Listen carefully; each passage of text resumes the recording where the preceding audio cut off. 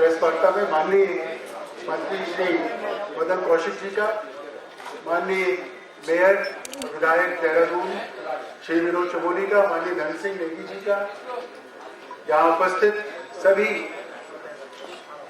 वरिष्ठ अधिकारीगण, सभी सम्मानित पत्रकार बंधुओं का मैं स्वागत करता हूं। माननीय मुन्ना सिंह चौहान जी भी हमारे बीच में, मैं उनका स्वागत करता हूं। मैं 2-3 बात कहना चाहता हूं।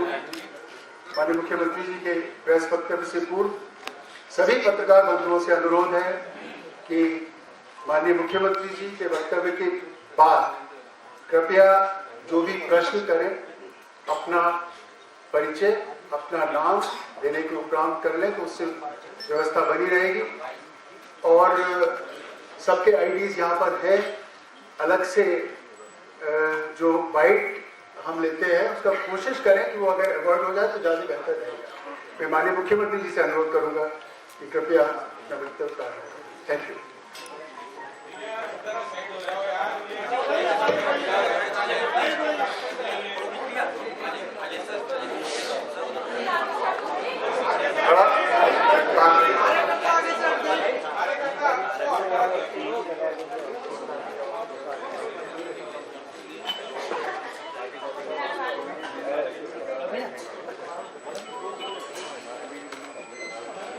सभी पत्रकार मित्रों का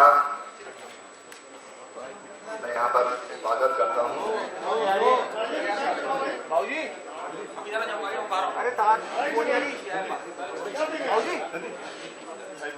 और आपसे सकारात्मक सहयोग की भी अपेक्षा रखता हूँ, क्योंकि परसों मेरी हल्की फुल्की बातचीत आपसे हुई है।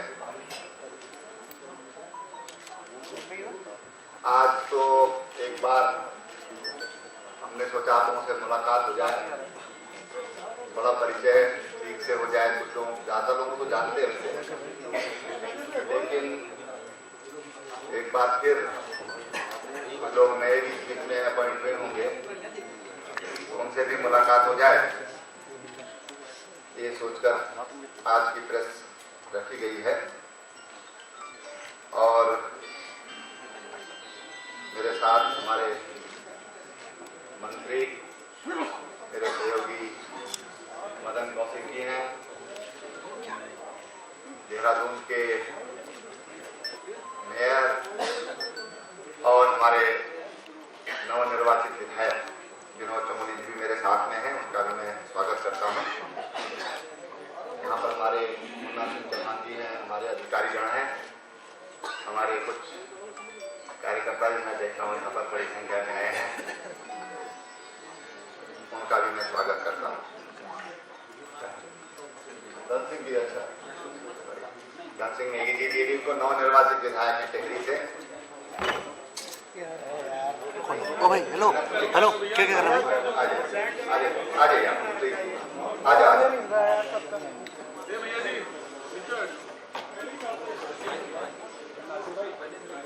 हमारे प्रवक्ता भी हैं पार्टी के,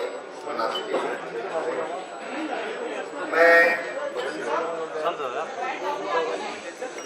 आप सबसे कुछ बातें दोहराना चाहूंगा कि भारतीय जनता पार्टी की जब सरकार थी, वो हम राज्य में गौवंश संरक्षण अधिनियम लाए थे। और आज मैं फिर सौभाग्य से, उसमें मैं पशुपालन विभाग का मंत्री था, मुझे वो सौभाग्य मिला था, तो मैं आज गौवंश संरक्षण कानून जो हमने उस समय राज्य में बनाया था, उसके प्रति अपनी सरकार की प्रतिबद्धता से आपको अवगत करा रहा हूं कि उस कानून का जमीन पर और गहराई से उतारा जाएगा। साथ ही जो माननीय प्रधानमंत्री जी की स्वप्निल योजना है, गंगा की निर्मलता और अविरलता का। उसके प्रति आज हमने आज स्वयं मैंने और हमारे मंत्री जी ने और हमारे जो तमाम मंत्री हैं अलग अलग स्थानों पर सफाई भारत स्वच्छता मिशन में हमने आज संदेश देने की कोशिश की प्रदेश को कि हम स्वच्छता के प्रति, स्वच्छ भारत अभियान के प्रति पूरी तरह प्रतिबद्ध हैं और हर की पैड़ी पर आज स्वयं मैंने और मेरे सहयोगी मंत्री मदन कौशिक जी ने उसकी आज हरिद्वार में शुरुआत की है। मां गंगा की निर्मलता के लिए, क्योंकि मेरा नमामि गंगे जो समिति है भारतीय जनता पार्टी की, उसका राष्ट्रीय संयोजक भी रहा हूं मैं, अभी भी हूं, और इसलिए उसके लिए हमने देश भर में जागरूकता का अभियान चलाया है। 5 राज्यों में गंगा जी 5 राज्यों से गंगा जी गुजरती हैं। उन 5 राज्यों में जाकर पहले भी मुझे सौभाग्य मिला है कि हम वहां पर जागरूकता के काम करें, लेकिन आज हम सरकार में हैं। नमामि गंगे जो मिशन है उसको और तेजी के साथ, दृढ़ता के साथ उस पर काम किया जाएगा। मेरी सरकार पारदर्शी विकास, संतुलित विकास और स्वच्छ प्रशासन का जो हमारा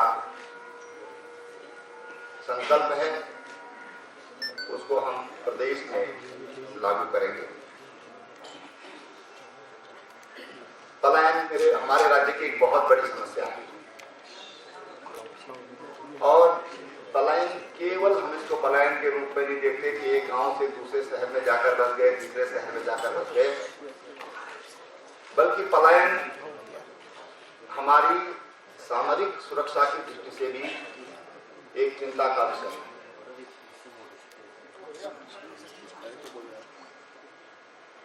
हमारी सीमाएं अंतर्राष्ट्रीय सीमाएं हैं और इसलिए हमारा ये मानना है कि सेना को भी स्थानीय लोगों के सहयोग की जरूरत होती है और इसलिए पलायन रोकने के लिए हम कोई ठोस नीति बनाएंगे और उसको गंभीरता से परिणाम तक भी ले जाएंगे। जो हमारे प्रवासी उत्तराखंडी हैं, वो चाहे देश में हो चाहे विदेश में हो, उनको भी हम आमंत्रित करेंगे और चाहेंगे कि देहरादून में इस पर हम लोग विमर्श करें।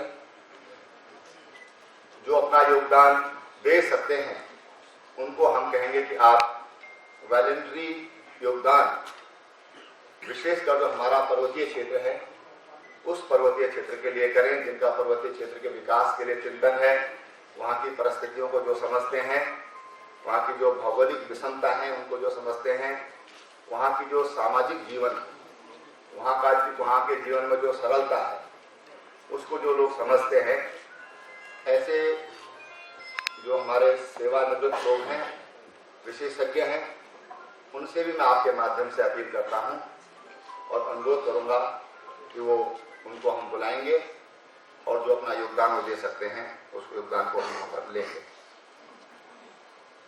राज्य में इस बीच बड़ी मात्रा में उद्योगों का पलायन हुआ है और हमारी आय के जो सोर्सेज हैं उसमें उद्योगों का एक बड़ा स्थान है। उद्योग पलायन न करें। किन कारणों से उद्योग पलायन कर रहे हैं उन कारणों की समीक्षा करेंगे और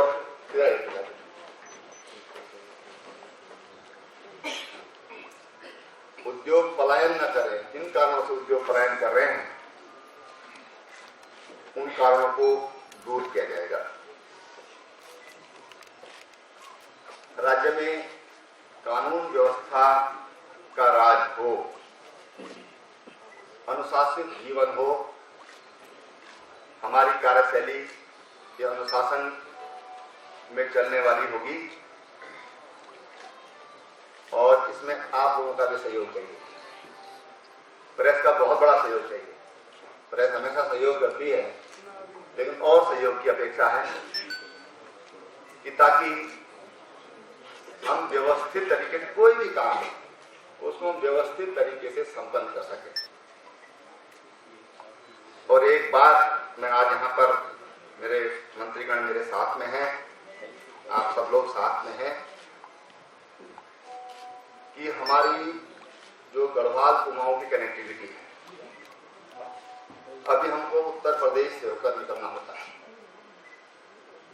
आज हम अपना संकल्प और हमारे अधिकारी भी यहाँ पर बैठे हुए हैं, जो कंडी रोड के नाम से जानी जाती है, सीधा उत्तराखंड होकर हम कुमाऊं की हमारी कनेक्टिविटी होगी, जिसको हम बनाएंगे। इस रोड को हम खोलेंगे, इसके लिए हमको जो भी करना होगा वो हम करेंगे। इस मार्ग को हमको खोलना है। बस आज कितनी बात मुझे आपसे करनी है, कोई पूछना कोई बात तो आप पूछ सकते हैं।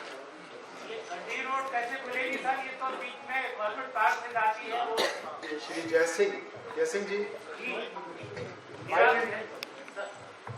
सर मेरा सवाल ये है कि वो जो गड्डी रोड की बात करते हैं वो तो गवर्नमेंट पार्क से जाती है वो, इसीलिए मैंने कहा कि हम इसको खोलेंगे। वो भारत सरकार को भी अधिकार नहीं है, वो डिनोटिफिकेशन होता है सुप्रीम कोर्ट। इसलिए ये सब जानकारी है, इसलिए उसके लिए हम कोई रास्ता निकालेंगे।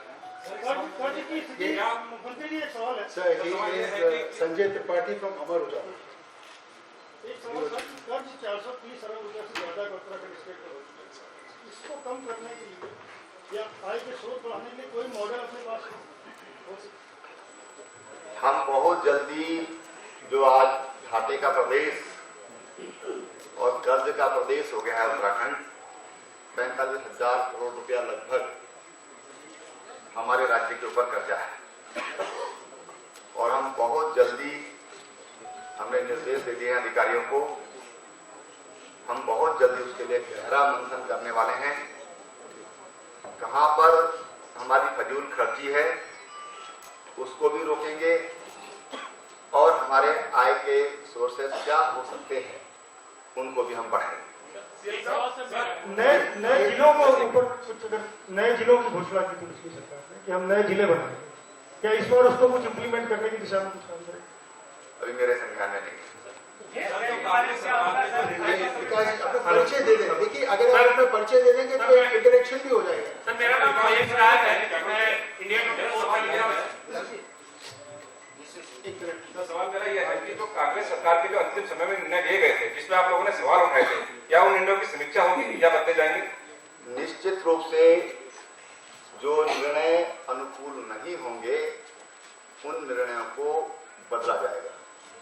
सर मेरा नाम महेश राय है, इंडिया 24/7 से हूँ और सर मेरा सवाल ये है कि सर संपत्तियों का बंटवारा उत्तराखंड के लिए एक बड़ी चुनौती नहीं है, क्योंकि अब यहाँ पे झारखंड की सरकार है, यूपी में भी है, और सर क्या इस पे आप लोगों का फोकस रहेगा, कैसे?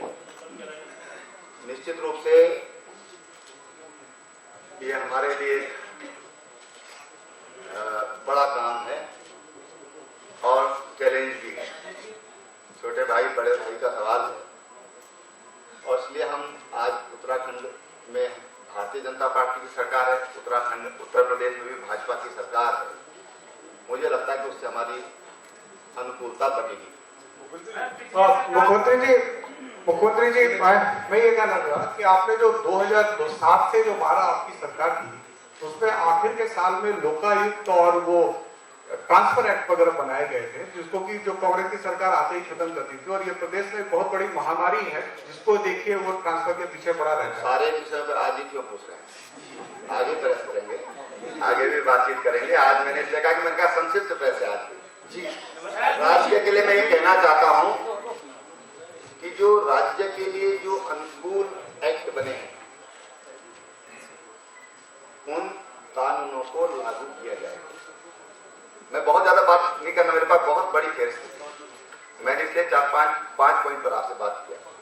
मैंने कहा फिर आज थोड़ा सा वैसे घुल मिल लेते हैं, थोड़ा बातचीत कर लेते हैं, इसके बाद फिर अगली प्रेस कॉन्फ्रेंस करेंगे। तो सीएम साहब एक सवाल, मैं कौटिल्य सिंह हूँ टाइम्स ऑफ इंडिया से।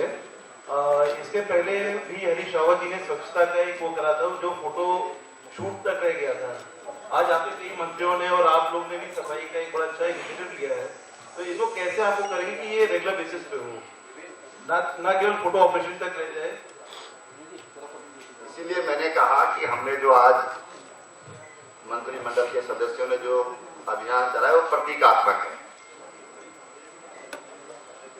और मैंने ये भी कहा कि हम इसको अंजाम तक पहुंचाएंगे, उसके लिए हम बैठ के विचार विमर्श करेंगे और उसके लिए कार्य योजना बनाएंगे।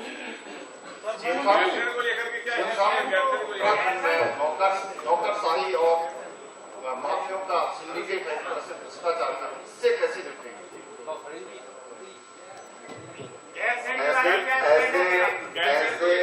ऐसे लोगों को चिन्हित किया जाएगा और फिर आवश्यक कार्रवाई की जाएगी।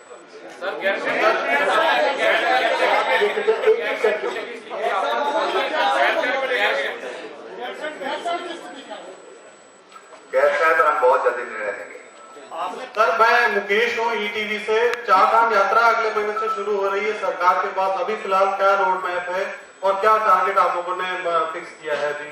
जो डेवलपमेंट और दूसरे काम है क्या वो पूरे कर ली जाए कितनी जल्दी? कुछ बैठक वगैरह बुला रहे हैं? अभी थोड़ा सरकार के लिए थोड़ा जल्दी है सवाल, थोड़ा समीक्षा कर लें 2-4 दिन के सर कानून व्यवस्था को लेकर आपने कहा सरकार ने बहुत सारे सवाल उठाए थे, कानून व्यवस्था कब तक सुधर जाएगा? कानून व्यवस्था सुधरनी शुरू हो गई है। सीएम साहब, मैं क्राइम स्टोरी से हूं, राजेश शर्मा। मैं आपसे एक चीज पूछना चाहता हूं सीएम साहब कि हरीश रावत सरकार में जो पुलिस अधिकारी कई रिटायर हो चुके थे, लेकिन उन्हें जो अपने राहत होने के नाते उन्हें प्रतिनियुक्ति सेवा विस्तार 6 बार दे दिया गया, तो क्या इसको तोड़ेंगे जिससे कि युवाओं को रोजगार मिल सके? ऐसा है, पहली बात तो मैं कहना चाहता हूं कि भाई भतीजावाद नहीं चलेगा, इसको समाप्त किया जाएगा।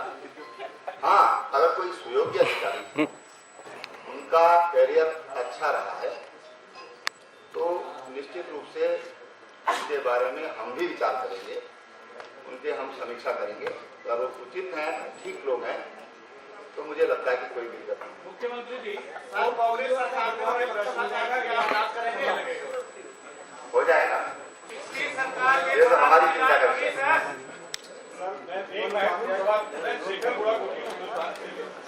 आपने पारदर्शी शासन के ऊपर जोर दिया, आपके समर्थी पंजाब में जो मुख्यमंत्री जी हैं उन्होंने लाल बत्ती पर रोक लगा दी, कोई